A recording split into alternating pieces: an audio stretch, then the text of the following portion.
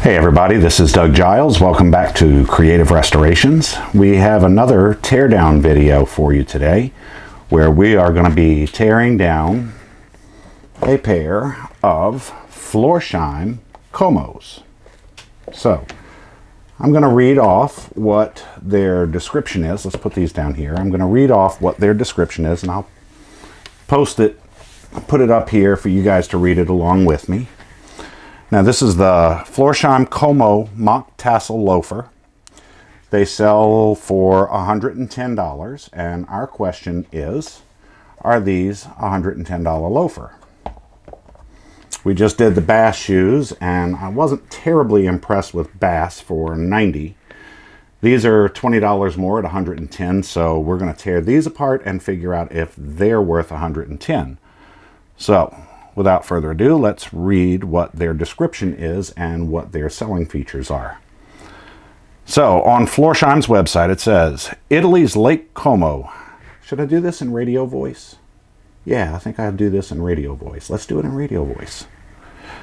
Italy's Lake Como is a playground for the world's rich and famous. With its soft kidskin leather upper and genuine hand-sewn construction, the Florsheim Como Mock-Toe Tassel Loafer has a rich, stylish look that fits right in. La Dolce Vita awaits. Okay, so that's their advertising line for it. It says now this is their selling features on it. Okay, kidskin upper. Leather linings for added breathability. Elastic gore under the tongue for added comfort. Durable leather sole. Genuine hand-sewn construction, and by the way, this is our top seller. That's nice. Okay, so that's what Florsheim says about theirs. Their Como moccasins, or their Como loafers. Now, I'll be the first one to admit, I've actually owned a pair. These are not the pair I've owned. My foot's a little bit bigger than this. These are a 10.5D. My foot's a bit bigger than this. I've actually owned a pair of these and I found them extremely comfortable. And by the way, this was the go-to shoe for my dad. My dad loved these. He couldn't stand lace-up dress shoes. So anyway. Let's get into tearing these shoes apart. I almost feel bad for tearing these apart because that makes me think of my dad. Anyway, let's get at it. All right, so got a fresh razor blade and the X-Acto knife. And just like the shoes that we did the other day, the bass shoes, we're going to start off by taking off I don't know what this part is called. If anybody knows what this part is called, tell me in the comments. And by the way, I'd love it if you guys would comment a little bit more on my videos. I'm not getting enough comments. I want to hear from you guys. All right. So that was pretty easy to come off. A bit easier than the bass. And by the way, I would say that this particular pair of shoes, given the amount, I mean, these are the original soles that are on it.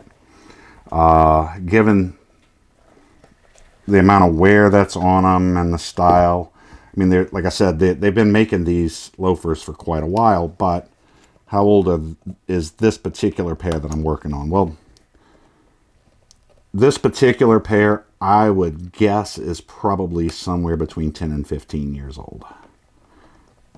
Now, like I said, as a kid, I remember my dad having this exact same pair of loafers that he would wear to church every week in and week out. He had a pair in black and he had this pair in burgundy.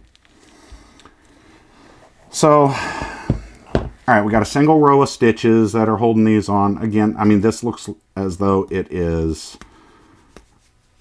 bonded nylon thread. I'm sure it's bonded nylon.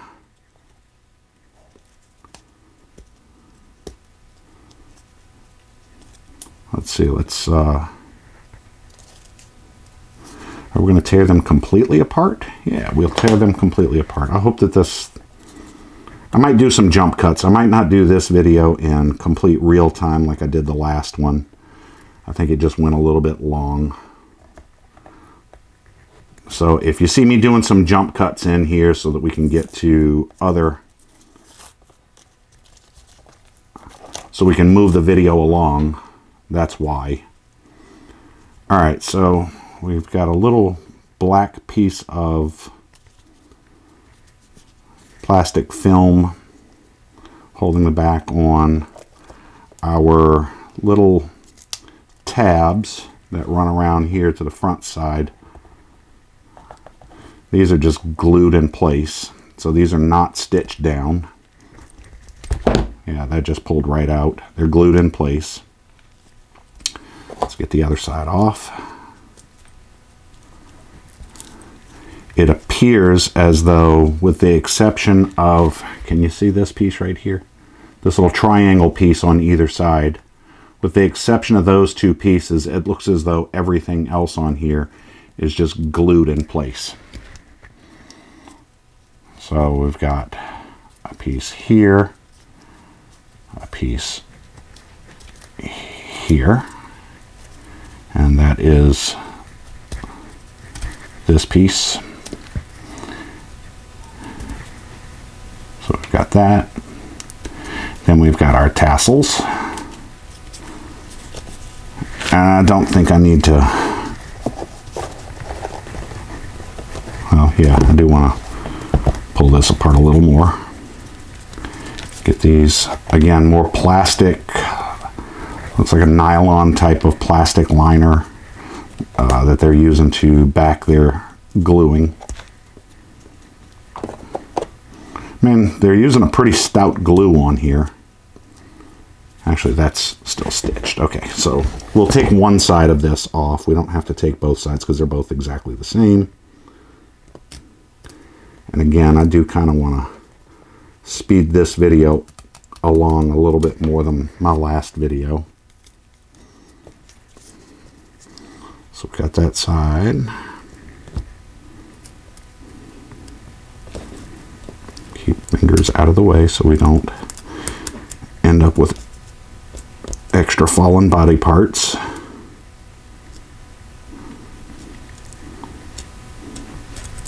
And that is glued down and stitched down. Okay. More kid skin. I mean, it looks decent. Does not have that plastic type look that those bass shoes did. And as I said, I did want to pull this apart a little bit more. I want to get to that piece of fabric that they have underneath there. Come on, you. There we go. And that appears to be some type of cotton. I think it's cotton. Does it burn? Does it pass the burn test? Let's see. I like burning stuff, by the way, in case you guys haven't figured it out. It burns, it's cotton. Okay. It burns like cotton, let's put it that way. All right, so that piece is taken off. We can set that off to the side. And again, just like the deconstruction of the last pair, we're going to go in and we're going to remove the vamp and toe box next. And try not to cut up the leather. Now, you know, I'm going over to Goodwill and I'm buying these shoes specifically so I can take them apart for you guys. That's my whole point, is just to take them apart so you guys can see. So you guys can make informed choices when buying dress shoes. And like I said on my last video,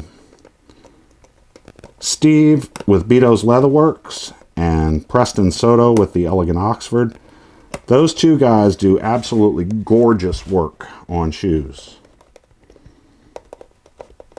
But every video I see of theirs, they're starting off with good shoes.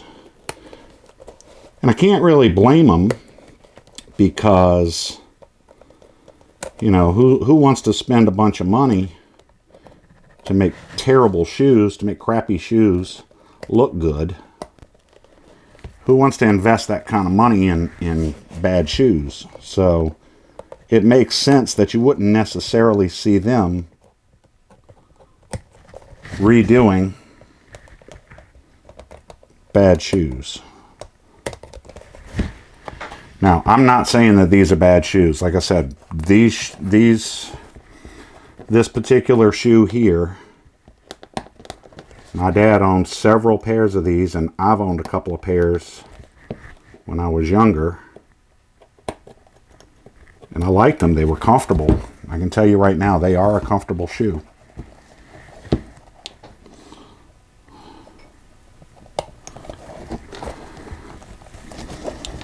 Come on.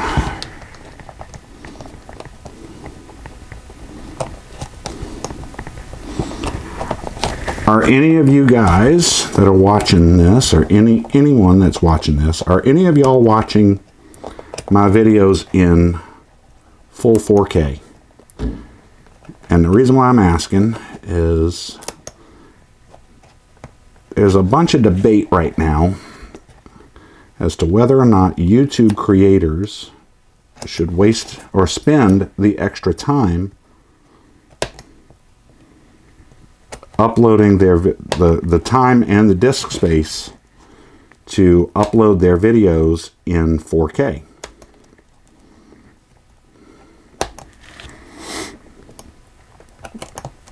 I've got this is a 4K camera we're shooting on. And I'm sorry it's taken me so long to get this apart. It's actually pretty well constructed here.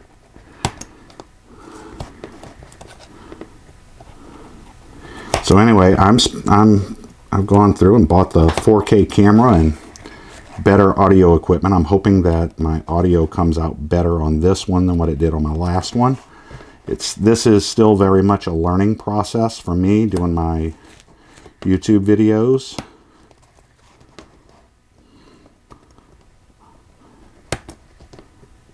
But are any of you guys actually watching my videos in 4K? Because what the general consensus is that what you should do is shoot in 4K and then turn around. Here, we're gonna set this down. You know what? Before we get too far along with this, I think the next thing is we're gonna have to pull off those pull off the heel block. Take a look at that. Pull off the sole and take a look at that. So anyway, the general consensus is that you shoot in 4K, edit in 4K, and then upload it to YouTube in 1080p. Which would be great for me because that would take a whole lot less time to actually upload it.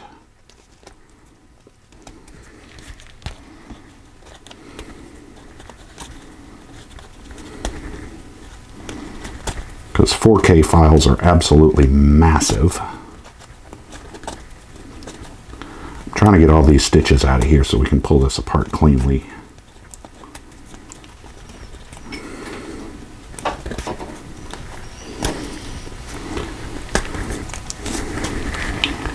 Alright, so we've got that. We've got another inner piece in here. So we're going to pull that apart, and then we've got stitching around the tongue area. Let's get that de-stitched right quick. I do want to see if this piece that's on the tongue area is also leather or if they're using a synthetic for it.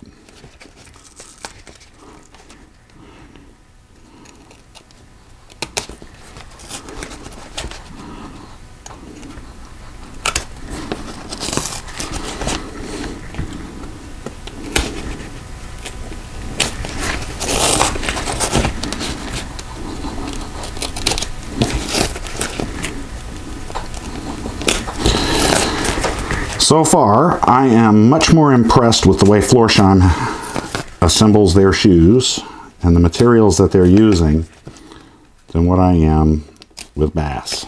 Okay, got that off. This is the inner leather upper, lining, and sole. Okay, and it says made in India. So this is supposedly leather.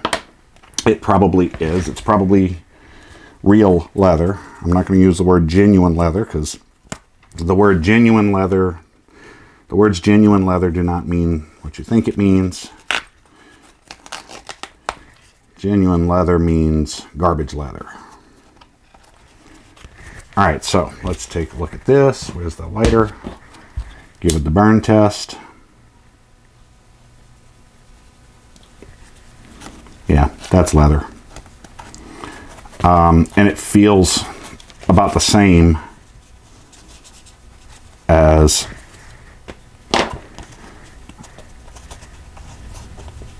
feels like it's about the same as our upper leather, which is kid skin. So I'm guessing this is kid skin, our kid skin liner.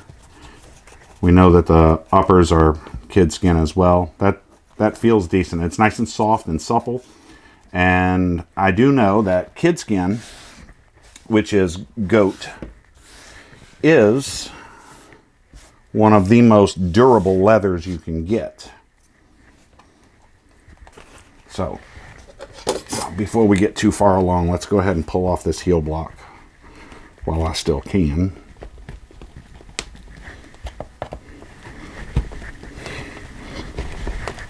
While I still have something to grab onto.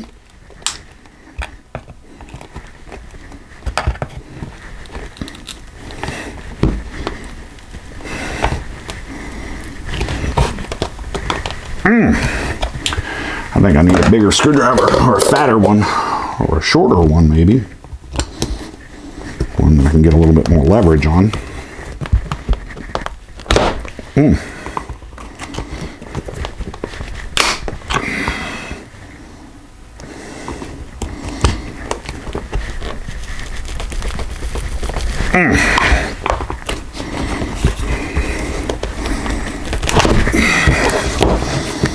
The sticker's on there.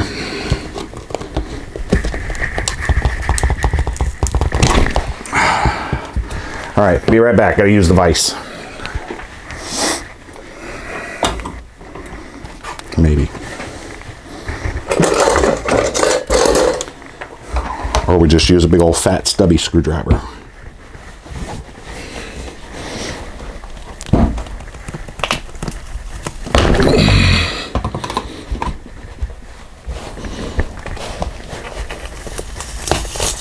There we go.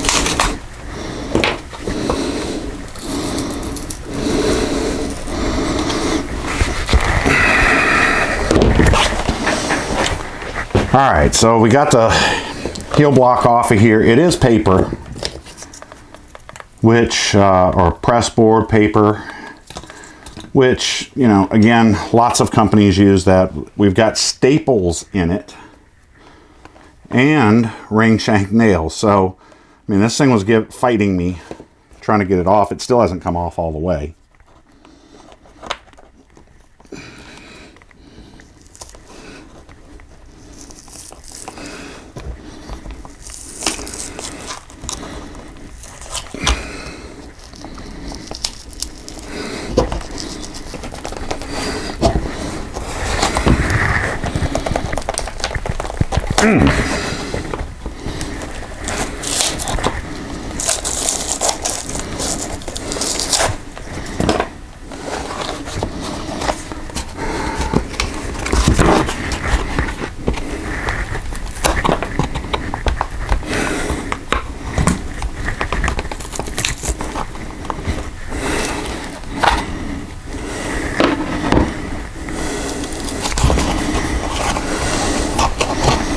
So let's attack it this way. Now we're going to take off our sock liner.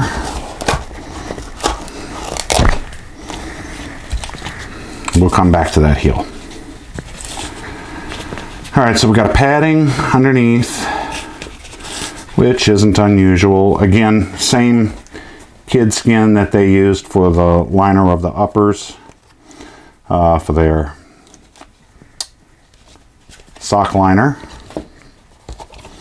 I see 5 nails. We've got 5 nails in there, but if you look at the back side of here, we've got staple, staple, staple, staple, staple. Let's see, 1, 2, 3, 4, 5, 6 staples and 5 nails. A little overkill there, guys.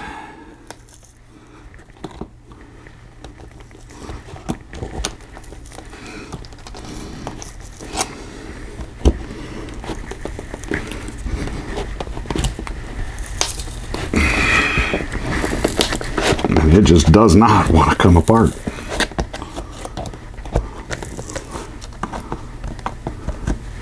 Is that a testament to how good the shoe is made?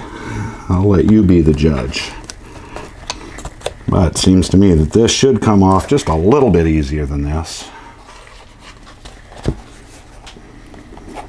I mean, you don't want to send it into a cobbler and your cobbler not even be able to get this thing apart without tearing up the rest of the shoe.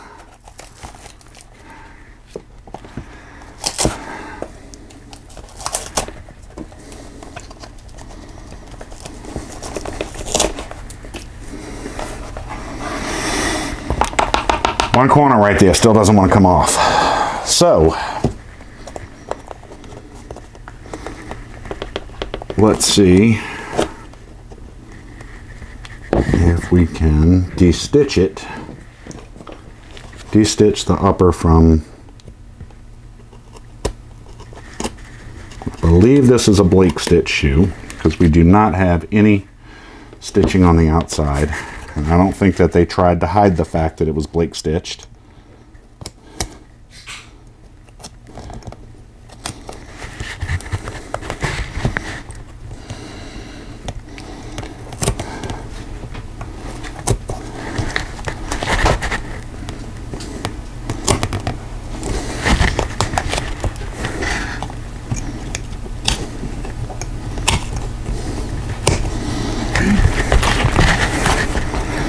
They did not try to hide the fact that it was Blake stitched, and they didn't put fake stitching around the welt either. No fake stitching. I'd rather them do that than to fake everything.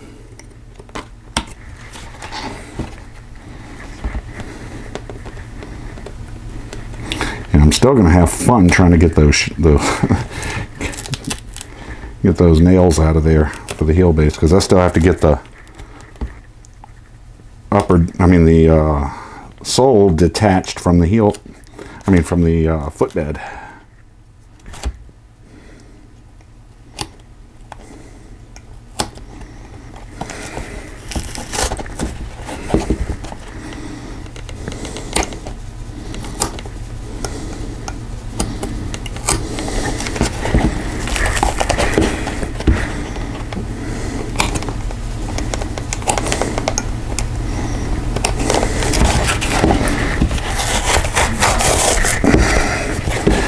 And anybody that's a cobbler out there that's watching me do this, I do not envy you guys. This is not exactly the job I would want to have.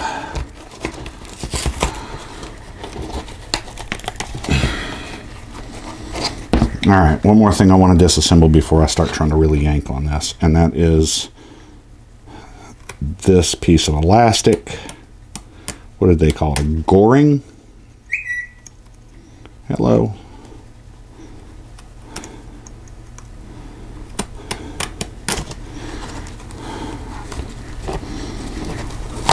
There we go, one side out. We'll get the other side.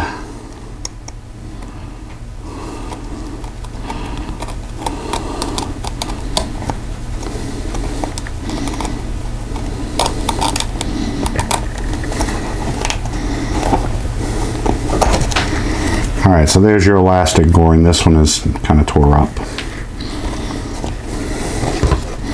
Oh, by the way, somebody commented on my last video. They said, oh, now put it back together. I said, no, I'm not going to put it back together. I'm just going to send this over to Steve with Beato's Leather and let him put it back together. See if Steve's up for a challenge. Steve, if you're watching this, comment. Tell me, are you up for the challenge? You want to try putting this back together after I've deconstructed it?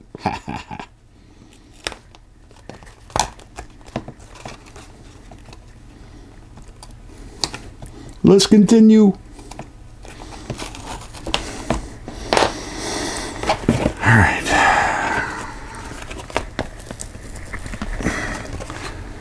Those ring shanks are still in there. All right, let's see. Grab my nippers from over here.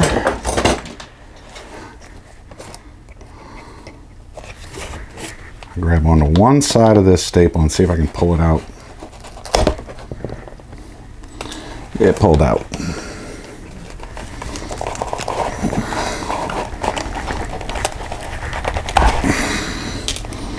Pulled out.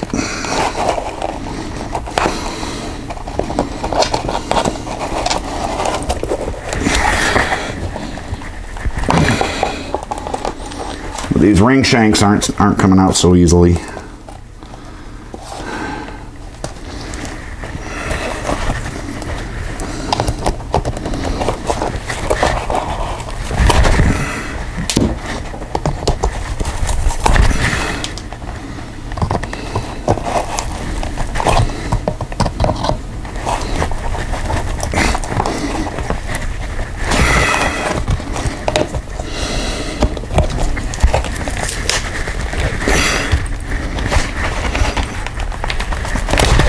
There we go. One more.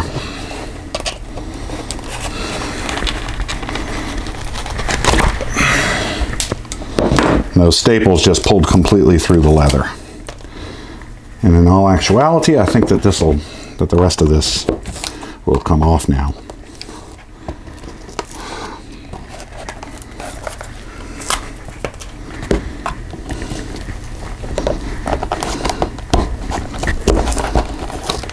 Yep. So, let's see if we can get these ring shanks to push back through. And we can grab them from the other side and pull them out.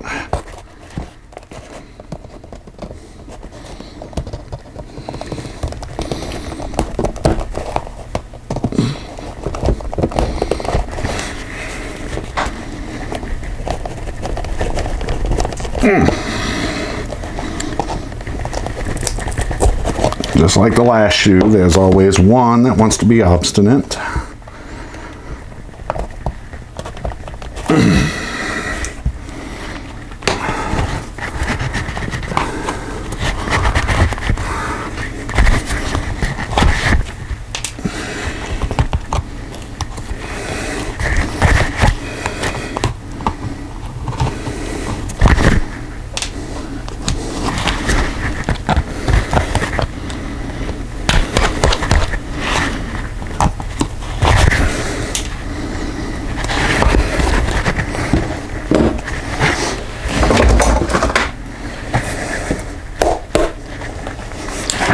And let me see if I can use my vise to beat this last nail out of here right quick. Then we can get this thing apart.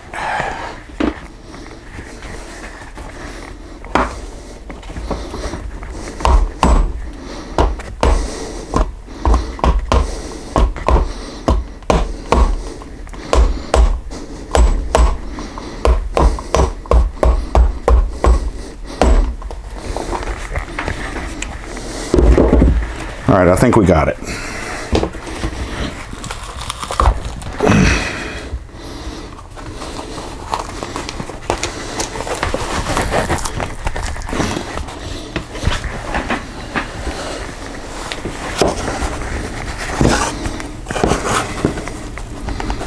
Well, one nail is still giving me a problem.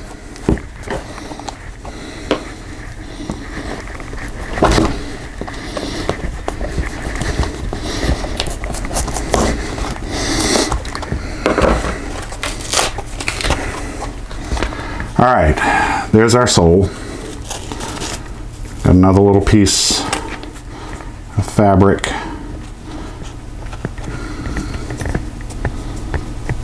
Don't know why they put this in there. If you're a cobbler, tell me, why did they put that piece right there?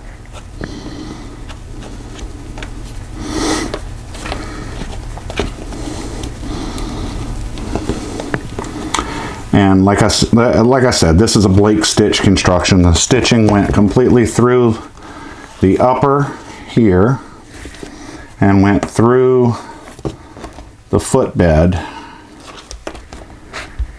Is this two separate pieces? Is this two separate pieces of leather? Because I don't see any stitches coming out the back side. Or did they open up a channel? What'd they do here?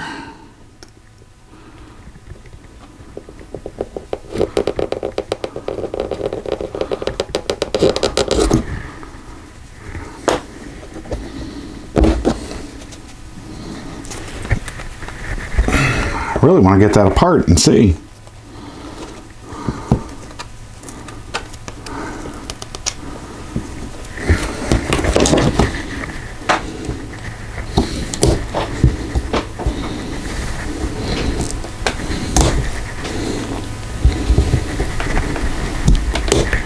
All right, I see what they did here. This is two separate pieces. Okay, we got a piece that comes from the middle of the footbed, goes out towards the toe box. They stitch the upper onto here, and then the leather sole got applied underneath afterwards. There's our shank, and they are using a fiberglass shank. Looks like it's pretty decent. Nice and hard. Let's see, it doesn't crack very easily, but it does crack. All right, so that's your shank for your arch support. Let's get the rest of this. That's your footbed.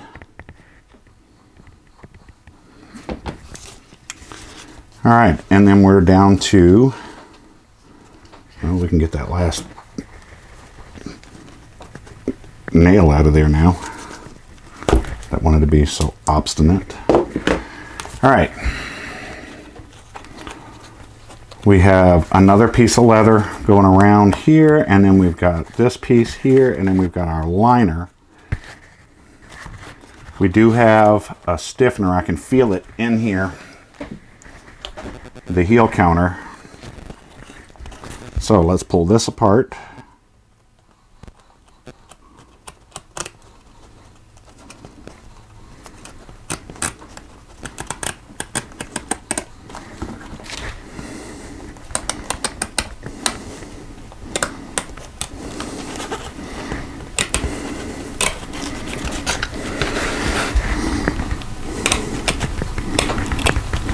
Again, I'm trying not to, I don't know why I'm trying not to tear up this leather, but I really don't want to tear up the leather.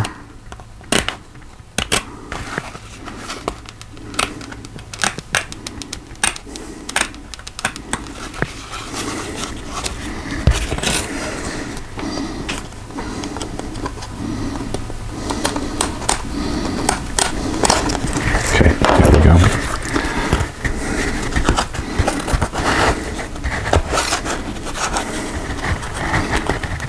That as a binding. That's our binding.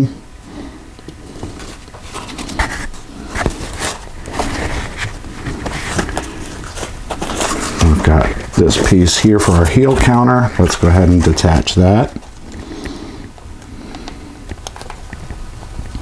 And by the way, I'll have you guys know, I have the air conditioner turned off in here right now, and it's warm outside.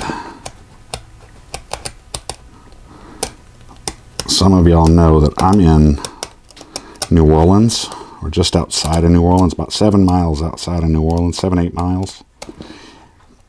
And it's still summertime, and I turned the air conditioner off just so that I could get nice clean audio for y'all. And just doing this little bit, I am sweating in here.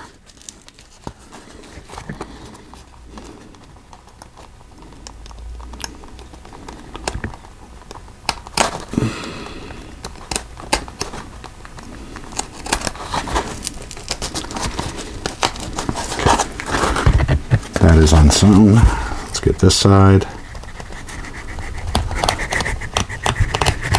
And then this piece will come off.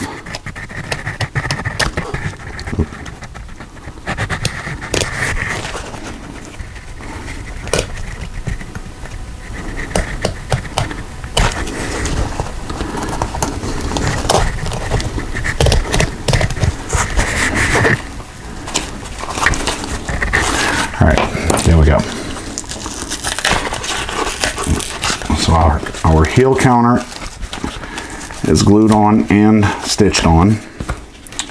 I did put a stiffener in along with a bit of, looks like Dacron or something like that. It's nice and fuzzy on the outside, make it feel a little softer. This should be one solid piece. Again, I mean, this leather feels nice and soft and supple. It feels decent. Yeah. That's one piece. Okay. And then we're stitched down the back with a zigzag stitch here. Let's go ahead and cut that open.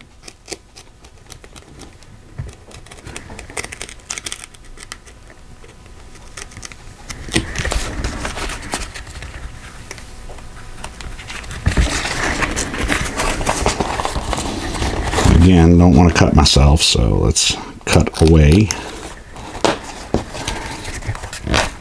All right. There's that, and then as you can see, we got two layers here. We've got a liner, and we've got our exterior upper. Let's pull that apart. I know we can. They apparently glued these two pieces together.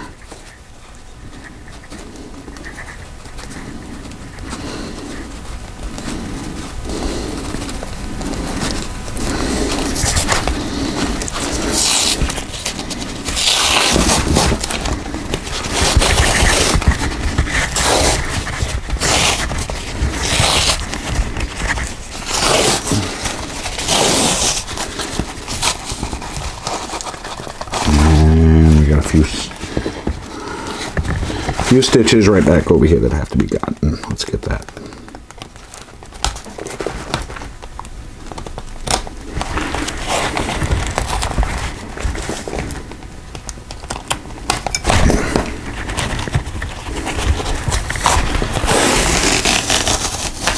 All right, there we go. Fully deconstructed. There's the other piece of that. Goring? Is that what they called it? Goring? What is it? Gore. Okay. Fancy way of saying elastic. Okay. Completely kid skin. This is kid skin. The whole thing, kid skin. Like I said, kid skin is a fancy way of saying goat. I don't know that they would sell very many if, you know, if you said, oh, it's goat. Kid skin just has a nice, prettier ring to it than goat. Nah. Which sounds better? Kid skin? Nah. So, what's my take on these shoes? All right, hold on. I'm going to turn the camera, tilt the camera a bit. Forgive me.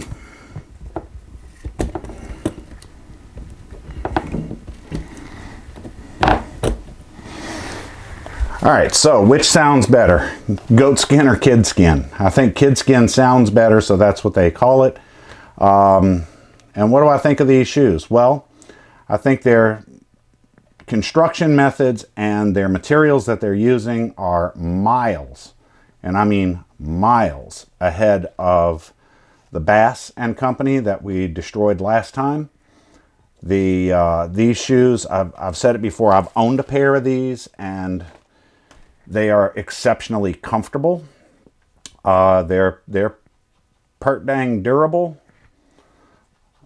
My dad had this exact same shoe. I know I said it before, but my dad and I both have had these shoes, and they've lasted.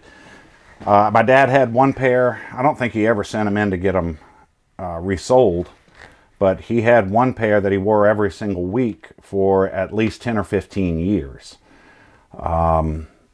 And replacing them, he would replace them with the exact same model and brand of shoe.